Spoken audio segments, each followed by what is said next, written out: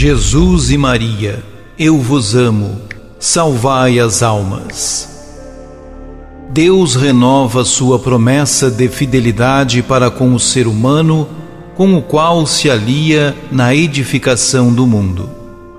Vivendo em sintonia com o pensar e agir divinos, somos convidados a dar nossa contribuição em vista de melhorar a convivência humana. Proclamação do Evangelho de Jesus Cristo segundo Marcos. Naquele tempo, Jesus partiu com seus discípulos para os povoados de Cesareia de Filipe. No caminho perguntou aos discípulos: quem dizem os homens que eu sou? Eles responderam: alguns dizem que tu és João Batista, outros que és Elias, outros ainda que és um dos profetas. Então ele perguntou: e vós, quem dizeis que eu sou? Pedro respondeu: tu és o Messias. Jesus proibiu-lhes severamente de falar a alguém a seu respeito. Em seguida, começou a ensiná-los, dizendo que o Filho do Homem devia sofrer muito, ser rejeitado pelos anciãos, pelos sumos sacerdotes e doutores da lei, devia ser morto e ressuscitar depois de 3 dias. Ele dizia isso abertamente. Então Pedro tomou Jesus à parte e começou a repreendê-lo. Jesus voltou-se, olhou para os discípulos e repreendeu a Pedro, dizendo: vai para longe de mim, Satanás. Tu não pensas como Deus, e sim como os homens. Palavra da salvação. Jesus era visto como um ser carismático, excepcional, superior.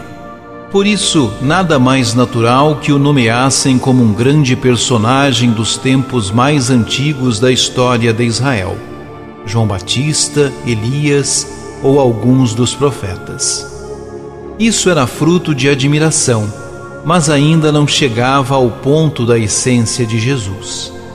Pedro, no entanto, oferece uma resposta satisfatória: tu és o Cristo. Senhor Pedro, muito bem, diríamos nós, o Senhor acertou. Mas teria mesmo acertado? Muitas vezes, uma resposta correta, ortodoxa, não é necessariamente a certa. Mas por que não? Hoje sabemos que sim, que Jesus era o Cristo, o Filho de Deus vivo. Mas na época vivida por Jesus, o nome Cristo era o nome de qualquer líder carismático a anunciar o retorno do povo de Israel à época cheia de glória dos reis Davi e Salomão, época marcada pelo poderio militar. Jesus, é claro, não tinha nem armas nem poder político, mas atraía o povo como ninguém mais. Seria, pois, fácil transformar essa atração num poder político para varrer as legiões romanas, e todos o veriam como o legítimo Cristo, o Messias, o ungido prometido há tantos séculos. Esta constitui a causa de não termos certeza absoluta se Pedro entendeu suas próprias palavras ou não.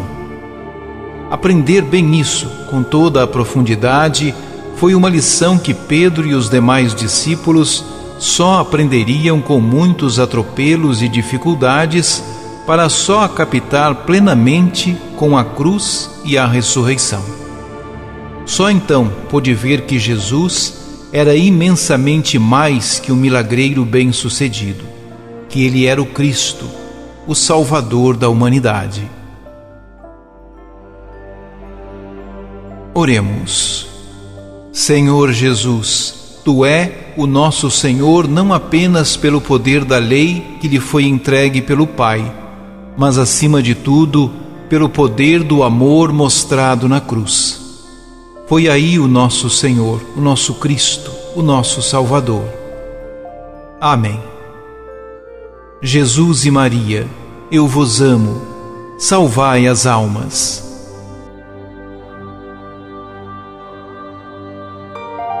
Ajude-nos a evangelizar. Se inscrevam em nosso canal, ativem o sininho, dê o joinha em nossos vídeos e compartilhem a palavra de Deus.